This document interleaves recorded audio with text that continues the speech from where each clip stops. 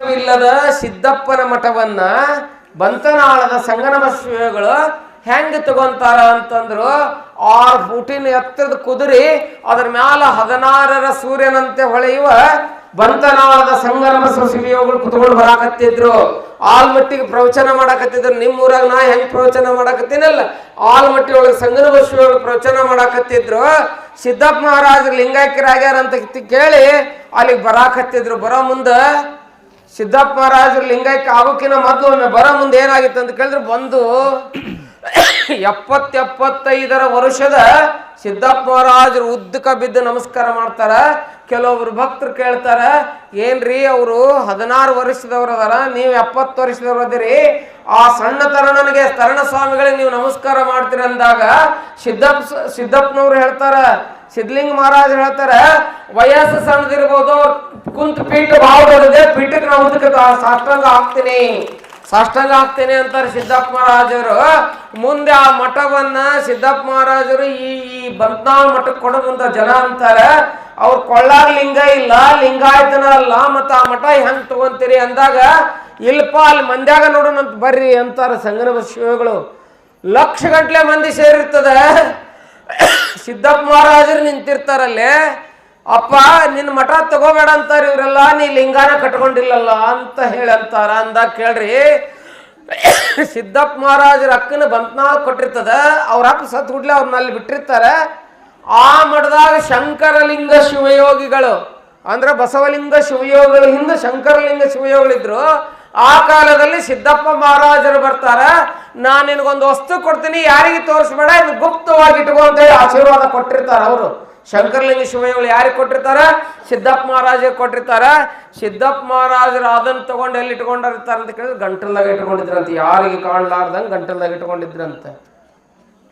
ಎಲ್ಲಾರು ಕೊಳ್ಳಾಗ ಲಿಂಗಿಲ್ಲ ಅವ ಸಿದ್ದಪ್ಪನ ಕೊಳ್ಳಾಗ ಲಿಂಗಿಲ್ಲ ಅಂತಿದ್ರು. ಮುಂದೆ ಲಕ್ಷ ಗಂಟ್ಲೆ ಜನ ಸೇರಿತ್ತಲ್ಲೇ. ಏನು ಬಂತನಾಳ ಶಿವಯೋಗಿಗಳು ಶೂನ್ಯ ಸಿಂಹಾಸನದಲ್ಲಿ ಕುತ್ಕೊಂಡಾರ. ಏನ್ರಿ ಸಿದ್ದಪ್ಪನವ್ರು ನಿಮ್ಮ ಕೊಳದಾಗ ಲಿಂಗಿಲ್ಲ, ನೀವು ಲಿಂಗಾಯತರಲ್ಲ, ನಿಮ್ಮ ಮಠವನ್ನು ತಗೊಳ್ಳೋದು ಬೇಡ ಅಂತಾರ. ಅಂದಾಗ ಯಪ್ಪ ಗುರು ಕೊಟ್ಟ ಲಿಂಗ ನನ್ನ ಕಡೆನೇ ಇದೆ ಅಂತೇಳಿ ಹಿಂಗೆ ಬಾಯಾಗಿಂದ ಹಿಂಗೆ ತೆಗೆದು ಅಂಗಾಯಿ ಇಟ್ಕೊಂಡ್ರೆ ಲಿಂಗ ಎಲ್ಲರಿಗೂ ಪ್ರಕಾಶ ಬಿದ್ದಿತ್ತಂತ. ಅವಾಗ ಆ ಮಠವನ್ನ ಬಂತ್ನಾಳ್ ಮಠಕ್ಕೆ ತಗೊಂಡ್ರಂತ. ಇದನ್ನೆಲ್ಲ ಯಾಕೆ ಹೇಳಾಕತ್ತೀನಿ ಅಂತ ಕೇಳಿದ್ರೆ, ಶಿರ್ಡಿ ಸಾಯಿಬಾಬಾ ಕೂಡ ಲಿಂಗ ಕಟ್ಟಿದ್ರು ಅನ್ನುವಂಥದ್ದನ್ನ ನಾವು ಚರಿತ್ರೆಯಲ್ಲಿ ಹೇಳ್ತಾ ಇದ್ದೇವೆ ಬಂಧುಗಳೇ. ಅದಕ್ಕೆ ಇಲ್ಲಿ ದಾನಮ್ಮ ಹೇಳಕತ್ತಾಳ, ಅಷ್ಟಾವರಣದಲ್ಲಿ ಪ್ರಮುಖವಾಗಿರ್ತಕ್ಕಂಥದ್ದು ಯಾವ ಅಂಶ ಅಂತ ಕೇಳಿದ್ರೆ, ಗುರು, ಲಿಂಗ, ಜಂಗಮ, ವಿಭೂತಿ, ರುದ್ರಾಕ್ಷಿ, ಮಂತ್ರ, ಪಾದೋದಕ, ಪ್ರಸಾದ ಅನ್ನುವಂಥ ಅಷ್ಟ ಅಂಶಗಳು. ಇನ್ನು ಲಿಂಗಾಚಾರ, ಸದಾಚಾರ, ಗಣಾಚಾರ, ಶಿವಾಚಾರ, ಭೃತ್ಯಾಚಾರ ಅನ್ನುವಂಥ ಪಂಚ ಆಚಾರಗಳು, ಭಕ್ತ, ಮಹೇಶ, ಪ್ರಸಾದಿ, ಪ್ರಾಣಲಿಂಗಿ, ಶರಣ, ಐಕ್ಯ ಅನ್ನುವಂಥ ಶಟಸ್ಥಲಗಳು ಬಹಳ ಮುಖ್ಯ ಆಗಿರ್ತಕ್ಕಂಥವು ಅನ್ನುವಂಥದ್ದನ್ನ ಇಡೀ ನಾಡಿನ ತುಂಬೆಲ್ಲ ಏನ್ ಮಾಡಕತ್ತಾಳ ಅಂತ ಕೇಳಿದ್ರೆ, ನಾಡಿನ ಜನರಿಗೆ ಎಲ್ಲವನ್ನ ತಿಳಿಸ್ತಾ ಯಾವ ತಾಯಿ ನಾಡಿನ ತುಂಬ ಸಂಚಾರವನ್ನ ಮಾಡ್ತಾ ಈಗ ಎಲ್ಲಿ ಬರ್ತಾಳ ಅಂತ ಕೇಳಿದ್ರೆ ಬಹಳ ಸುಂದರವಾದಂತ ಒಂದು ಗ್ರಾಮಕ್ಕೆ ಬರ್ತಾಳೆ. ಯಾವ ಗ್ರಾಮ ಅಂತ ಕೇಳಿದ್ರೆ ರಾಮೇಶ್ವರಕ್ಕೆ ಬರ್ತಾಳೆ. ರಾಮೇಶ್ವರ ಅಂದ್ರೆ ಬಹಳ ಪ್ರಸಿದ್ಧವಾಗಿರ್ತಕ್ಕಂಥದ್ದು, ಈಗ ಬಹಳ ಪ್ರಸಿದ್ಧವಾಗಿರ್ತಕ್ಕಂಥದ್ದು. ಯಾಕೆ ಹೇಳ್ರಿ ನೋಡೋಣ. ಈಗ ಒಂದು 10-50 ವರ್ಷದೊಳಗೆ, ಒಂದು 20 ವರ್ಷದೊಳಗೆ, ಅಥವಾ ಒಂದು 8-10 ವರ್ಷದೊಳಗೆ ರಾಮೇಶ್ವರದ ಕೀರ್ತಿ ಇಡೀ ಪ್ರಪಂಚ ತುಂಬ ಹೋಯ್ತು. ಯಾಕೆ ಗೊತ್ತಾಗಿರ್ಬೇಕು ನಿಮಗೆ? ಯಾಕೆ ಹೇಳ್ರಿ? ಯಾರಾದ್ರೂ ಒಬ್ರು ಹೇಳ್ರಿ ನೋಡೋಣ. ಗೊತ್ತಿಲ್ಲ. ನಮ್ಮ ದೇಶಕ್ಕೆ ಒಬ್ಬವ ಮನೆಗೆ ಪೇಪರ್ ಹಾಕುವಂಥ ಒಬ್ಬ ಹುಡುಗ ಮನೆಗೆ ಪೇಪರ್ ಹಾಕ್ತಿದ್ದ. ಅವರಪ್ಪ ಸಮುದ್ರದಾಗ ಮೀನಾ ಹಿಡಿದು ಮಾಡ್ತಿದ್ದ. ಅಷ್ಟು ಬಡತನ, ಅದರಾಗ ಓದಿ ದೊಡ್ಡವನಾಗಿ ಈ ದೇಶಕ್ಕೆ ಮಿಸೈಲ್ ಟೆಕ್ನಾಲಜಿಯನ್ನು ಕೊಟ್ಟು ಈ ದೇಶವನ್ನು ಪ್ರಪಂಚದ ಎತ್ತರಕ್ಕೆ ಒಯ್ದು ಅಣುಬಾಂಬನಿ ದೇಶಕ್ಕೆ ಕೊಟ್ಟು, ಅದರ ಜೊತೆಯಲ್ಲಿ ರಾಷ್ಟ್ರಪತಿಯಾಗಿ ರಾಷ್ಟ್ರಪತಿ ಭವನಕ್ಕೆ ಎಲ್ಲಾ ಸಾಮಾನ್ಯ ಜನರು ಒಳಗೆ ಬರುವಂತ ಮಾಡಿದಂತ ಪುಣ್ಯಾತ್ಮ ಕೊನೆಗವ ಪೈಗಂಬರ ವಾಸಿ ಆದಾಗ 2 ಜೊತೆ ಪ್ಯಾಂಟ್, 2 ಜೊತೆ ಶರ್ಟ್, 2 ಮ್ಯಾಲೆ ಹಾಕೊಳ್ಳುವಂತ ಕೋರ್ಟನ್ನ, ಸಾವಿರಾರು ಪುಸ್ತಕವನ್ನು ಓದಲಿಕ್ಕೆ ಗಳಿಸಿ ಇಟ್ಟು ಹೋದಂತ ಪುಣ್ಯಾತ್ಮ ಯಾರಾದ್ರೂ ಇದ್ರೆ APJ ಅಬ್ದುಲ್ ಕಲಾಂ ಹುಟ್ಟಿದ್ದೆಲ್ಲಿ ಅಂತ ಕೇಳಿದ್ರೆ, ಎಲ್ಲೇ? ರಾಮೇಶ್ವರದಲ್ಲಿ. ರಾಮೇಶ್ವರದಲ್ಲಿ ಅನ್ನೋದನ್ನು ನೆನೆಸ್ಬೇಕು. ಅಂಥ ರಾಮೇಶ್ವರಕ್ಕೆ ಮೊದಲೇ ಯಾರು ಬಂದೋಗಿರ್ತಾರೆ ಅಂತ ಕೇಳಿದ್ರೆ ತಾಯಿ ದಾನೇಶ್ವರಿ ಬಂದೋಗಿರ್ತಾಳೆ. ಅಲ್ಲಿ ಒಬ್ಬ ದೊಡ್ಡ ವಜ್ರದ ವ್ಯಾಪಾರಿ ಇರ್ತಾನೆ, ರಂಗರಾಯ ಅಂತ ಹೇಳಿ ಅವನ ಹೆಸರು. ಆ ದೊಡ್ಡ ವ್ಯಾಪಾರಿ ಇರ್ತಾನೆ, ಸಿಕ್ಕಾಪಟ್ಟಿ ವಜ್ರದ ವ್ಯಾಪಾರಿ, ದೊಡ್ಡ ಶ್ರೀಮಂತ ಇರ್ತಾನೆ. ದಾನೇಶ್ವರಿ ಅಲ್ಲಿಗೆ ಬರ್ತಾಳೆ. ಬಂದಾಗ ಅವನಿಗೆ ಏನಾಗ್ಬಿಟ್ಟಿರ್ತೈತಿ ಅಂತ ಕೇಳಿದ್ರೆ ಲಕ್ವಾ ಹೊಡೆದು ಬಿಟ್ಟಿರ್ತೈತಿ, ಅವನು ಬಲಬಾಜು ರಕ್ತ ಹೊಡೆದು ಬಿಟ್ಟಿರ್ತೈತಿ.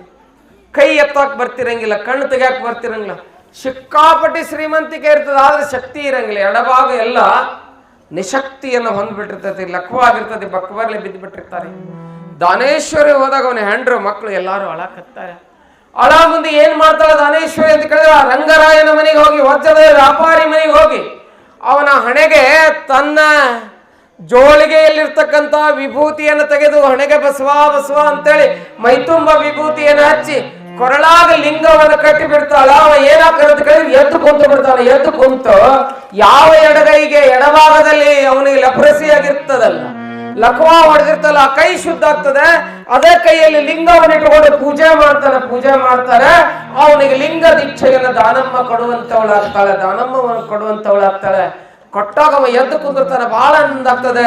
ತಾಯಿ ನಿನ್ನ ಕೃಪೆಯಿಂದ ನಾ ಬದುಕಿದೆ ಅಂದಾಗ ತಾಯಿ ಒಂದು ಆಶೀರ್ವಾದ ಮಾಡ್ತಾಳೆ. ನೋಡಪ್ಪ ರಂಗರಾಯ, ನೀನ್ ಇವತ್ತು ಮರುಜನ್ಮವನ್ನ ಪಡೆದೀಯ ಬಸವಾದಿ ಶಿವಶರಣರ ಆಶೀರ್ವಾದದಿಂದ. ಅದಕ್ಕೆ ನೀನ್ ಏನ್ ಮಾಡ್ಬೇಕಂತ ಕೇಳಿದ್ರೆ ಈ ರಾಮೇಶ್ವರದಲ್ಲಿ ಏನ್ ಕಟ್ಟಬೇಕಂತ ಕೇಳಿದ್ರೆ ಬಸವಣ್ಣನ ಗುಡಿಯನ್ನು ಕಟ್ಟಬೇಕು. ನೀನು ಬಸವಣ್ಣನ ಗುಡಿಯನ್ನು ಕಟ್ಟಿ ಕೋಟಿ ಕೋಟಿ ಬೆಲೆ ಬಾಳುವಂತ ಇವತ್ತಿಗೋದು ರಾಮೇಶ್ವರದಲ್ಲಿ ಇದೆ ಅಂತ ಹೇಳ್ತಾರೆ. ಅಂತ ಈ ಕಲ್ಲಿನ ಇಮಾರತಿ ಇದೆ ಅಲ್ಲ, ಅಂತ ಕಟ್ಟಡವನ್ನು ಕಟ್ಟಿ ಆ ಕಟ್ಟಡದಲ್ಲಿ ಯಾರ ಮೂರ್ತಿಯನ್ನು ಪ್ರತಿಷ್ಠಾಪನೆ ಮಾಡ್ತಾರೆ ಅಂತ ಕೇಳಿದ್ರೆ ಜಗಜ್ಯೋತಿ ಬಸವಣ್ಣನವರ ಮೂರ್ತಿಯನ್ನ ಪ್ರತಿಷ್ಠಾಪನೆ ಮಾಡಿ ಅಲ್ಲಿ ಬಸವ ತತ್ವವನ್ನು ಎತ್ತಿ ಹಿಡಿಯುವಂತಹ ಕೆಲಸವನ್ನ ಯಾರು ಮಾಡ್ತಾರೆ ಅಂತ ಕೇಳಿದ್ರೆ ರಂಗರಾಯ ಮಾಡ್ತಾರೆ. ಇವತ್ತಿಗೂ ಕೂಡ ಮನೆ ಬಸವಣ್ಣನ ಪೂಜೆಯನ್ನ ಮಾಡುವಂತ, ಇಷ್ಟಲಿಂಗ ಪೂಜೆ ಮಾಡುವಂತ ಮನೆಯಾಗಿ ಏನಾಗಿದೆ ಅಂತ ಕೇಳಿದ್ರೆ ಪರಿವರ್ತನೆಯಾಗಿರುವಂತಹದ್ದನ್ನ ನೋಡ್ತಾ ಇದ್ದೇವೆ. ಬಹುಶಃ ಇನ್ನೊಂದು ಘಟನೆಯನ್ನು ಹೇಳಬೇಕಾಗಿತ್ತು. ಇದು ಬಹುಶಃ ಬಹಳ ದೊಡ್ಡದಿದೆ. ಇವತ್ತು ಹೇಳಿ ಕುಂತ ಅಂದ್ರೆ ಟೈಮ್ ಸಾಲಂಗಿಲ್ಲ ಇದಕ್ಕೆ.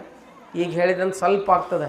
ಈಗಾಗಲೇ 9:36 ಆಗಿದೆ. ಆಗಲೇ ನಾನು ಸ್ವಲ್ಪ ಇವತ್ತು ಲೇಟಾಗಿ ಬಂದೆ ಅಂತ ಹೇಳಿ ಇವತ್ತು ನಮ್ಮ ಇವ್ರ ಮನೆಗೆ ಪೂಜೆಗೆ ಹೋದ್ವಿ.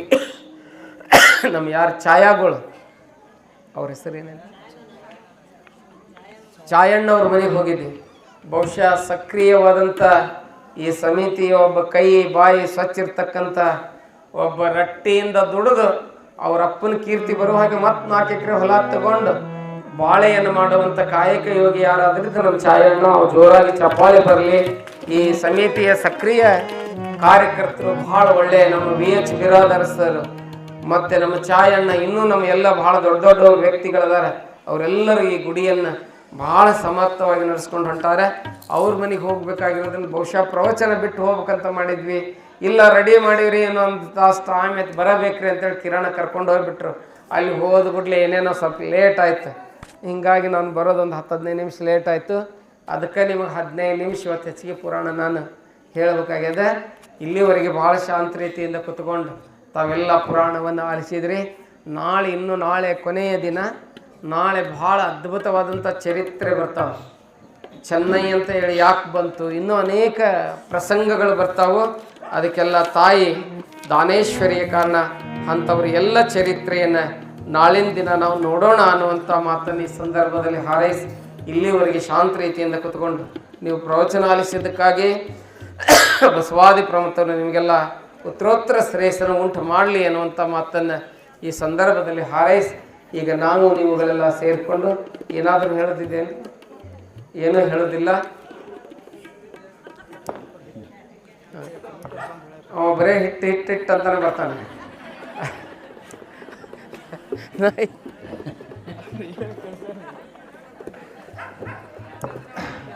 ಇವರು ರಾತ್ರಿ ಮಕ್ಕೊಂಡು ಹಿಟ್ಟಿನ ಚೀಲ ಕಣ್ಣು ಮುಂದೆ ಬರಾಕತ್ತಾವಂತೆ. ಅದಕ್ಕೆ ಹಂಗೆ ಚಿಂತೆ ಮಾಡಕ್ಕೆ ಹೋಗ್ಬೇಡ್ರಿ. ಅದಕ್ಕೆ ಈಗ ಹೋಗೋ ಮುಂದೆ ಎಲ್ಲರಿಗೆ ಚೀಲ ಕೊಡ್ತೀವಿ. ಇವತ್ತೇನು ಕಲ್ಸಕ್ರಿ ಕೊಡಬೇಡ್ರಿ, ಹಿಟ್ಟಿನ ಚೀಲ ಕೊಡ್ರಿ. ಅವ್ರು ರುಡ್ಯದಾಗ ಹಿಟ್ಟಿನ ಚೀಲ ಹಾಕಿ ಕಳಿಸ್ತೀನಿ. ಅದಕ್ಕೆ ನಾಳೆ ರೊಟ್ಟಿ ಮಾಡ್ಕೊಂಡು ಬರ್ತಾರೆ. ನಾಳೆ ಈಗ ನಿಮ್ಗೆ ಹಿಟ್ಟಿನ ಚೀಲ ಕೊಡ್ತೀವಿ.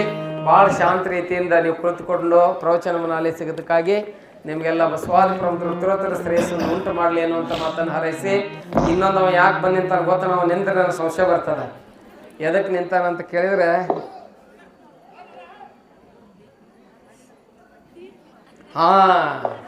ನಿಮ್ಮ ಹೌದಾ ಏನ್ರಿ ದೀಪ ಹಚ್ಚಕ್ಕೆ ಪಾವತಿ ಬಗ್ಗೆ ಹರಿಸ್ಬೇಕಾಗ್ಯದ. ಎಷ್ಟು ಮಂದಿ ಹರ್ಸಿರಿ ಈಗ? ನಿನ್ನ ಹೋಳಿಗೆ ಉಂಡು ಎಲ್ಲರೂ ಹೋಗ್ಬಿಟ್ರಿ. ನಂಗೆ ದೀಪದ ಹರಿಸಿಲ್ಲ. ಎಲ್ಲರೂ ಎರಡೆರಡು ದೀಪ ಹರಿಸ್ರಿ.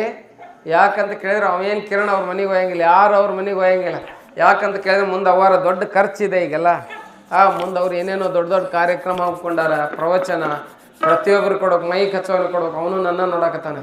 ಇದನ್ನ ಮ್ಯಾಲೆ ಹಾಕಿದವ್ ಕೊಡ್ಬೇಕು, ಎಲ್ಲರಿಗೂ ಕೊಡಬೇಕು. ಅದಕ್ಕೆ ನೀವೆಲ್ಲರೂ ಹನಿ ಹನಿ ಕುಡಿಸಿದ್ರೆ ಹಳ್ಳಂತ. ಸಿದ್ದರಾಮಯ್ಯ ಕೊಟ್ಟರೆ 2000ದಾಗ 400 ರೂಪಾಯಿ ಕೊಟ್ಬಿಡ್ರಿ. ಕೊಡ್ತೀರಿ ಇಲ್ಲೇ? ಕೊಟ್ಬಿಡ್ರಿ. ನಮ್ಮ ಪುರಾಣ ಬರ್ಚಕ್ ಆಗ್ಬಿಡ್ತತಿ. ಹರಿಸ್ತಾರ್ತೋ ಇವತ್ತು.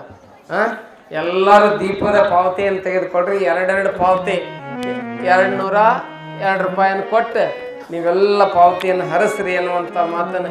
ಇನ್ನೂ ಮಧ್ಯಾಹ್ನ ಫೋನ್ ಹಚ್ಚಿರ್ತಾನವ. ಮಧ್ಯಾಹ್ನ ಮಠದಾಗ ಫೋನ್ ಹಚ್ಚಿರ್ತಾನೆ. ಕಿರಣನ ಫೋನ್ ಬಂದ್ಬಿಟ್ಟು ದೀಪ ಹೇಳಪ್ಪ ಅಂತೀನಿ ನಾನು. ಅವ ಅದನ್ನೇ ಹೇಳ್ಬಿಟ್ಟಿರ್ತಾನೆ. ಅದಕ್ಕೆ ಯಾಕೆ ಹೇಳಕತ್ತೀನಿ ಅಂದ್ರೆ ಅವರಿಗೆಲ್ಲ ಇದು ಕಾರ್ಯಕ್ರಮವನ್ನು ಚೆನ್ನಾಗಿ ಮಾಡ್ಬೇಕಂತ ಆಸೆ ಐತಿ.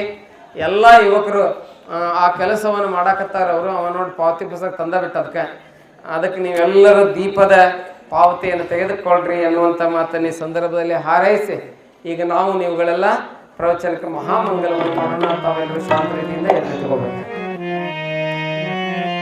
ಆರತಿ ಬೆಳಗುವೆನೋ ದಾನಮ್ಮ